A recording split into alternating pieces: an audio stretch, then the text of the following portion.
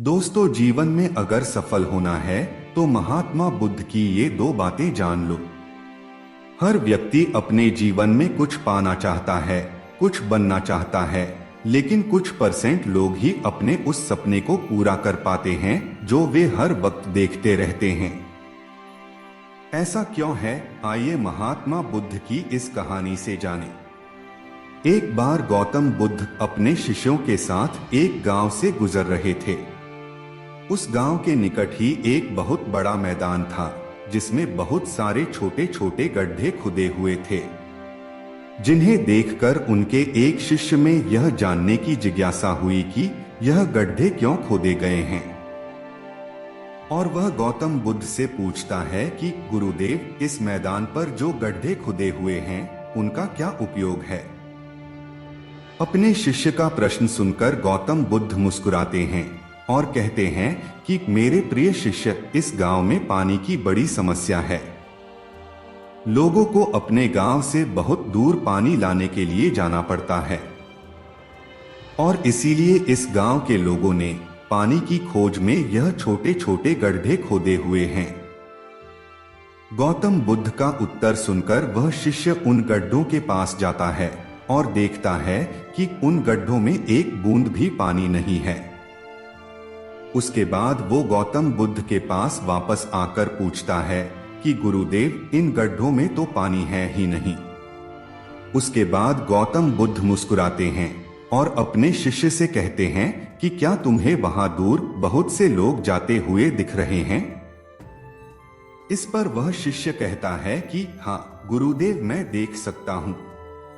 इसके बाद बुद्ध कहते हैं कि इस गांव से बहुत दूर एक नदी है, वे सभी लोग वहां से पानी लेने के लिए जा रहे हैं। उसके बाद वह शिष्य बुद्ध से पूछता है कि गुरुदेव, क्या इस गांव के आसपास के जमीन में पानी बिल्कुल भी नहीं है। इस पर बुद्ध कहते हैं कि पानी तो है, लेकिन इस गांव में ऐसा कोई नहीं है जो उस पानी तक पहुंच सके। वह शिष्य बुद्ध से कहता है कि मैं कुछ समझा नहीं गुरुदेव। इसके बाद गौतम बुद्ध कहते हैं कि क्या तुम इस मैदान पर खुदे हुए गड्ढे देख रहे हो। शिष्य कहता है कि हाँ गुरुदेव। फिर बुद्ध कहते हैं कि इस मैदान पर खुदे हुए यह सभी गड्ढे पानी की खोज में खुदे हुए हैं, लेकिन एक भी गड्ढे से पानी प्राप्त नहीं हुआ है। जानते हो क्यों? क्योंकि परिश्रम तो किया गया, लेकिन सही दिशा में नहीं किया गया है। बुद्ध आगे कहते हैं कि अगर ये सब गांव वाले अलग अलग 100 गड्ढे खोदने के बजाय सिर्फ एक ही गड्ढे को 100 गड्ढों के बराबर खोदते तो ये सब गांव वाले पानी तक अवश्य पहुंच जाते। दोस्तों, मनुष्य का मन भी इसी प्रकार है, वह भी एक समय में 100 दिशाओं में भागता है। अगर मनुष्य अपने मन को एक ही दिशा में लगाए तो वह अपने लक्ष्य तक जरूर पहुंचेगा, परंतु बहुत ही कम लोग इस बात को समझ पाते हैं। दोस्तों, आपकी असफलता का कारण आपका मन ही है। इसका 100 अलग अलग दिशाओं में भागना और आपको इसे किसी एक दिशा में केंद्रित ना कर पाना है।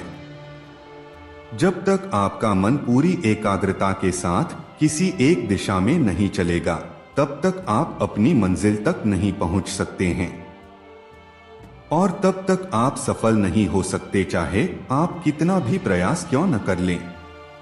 इसीलिए कोई व्यक्ति अगर अपने लक्ष्य को हासिल करना चाहता है तो उसे अपने मन को एक ही दिशा में लगाना चाहिए और उसी दिशा में कठिन परिश्रम करना चाहिए।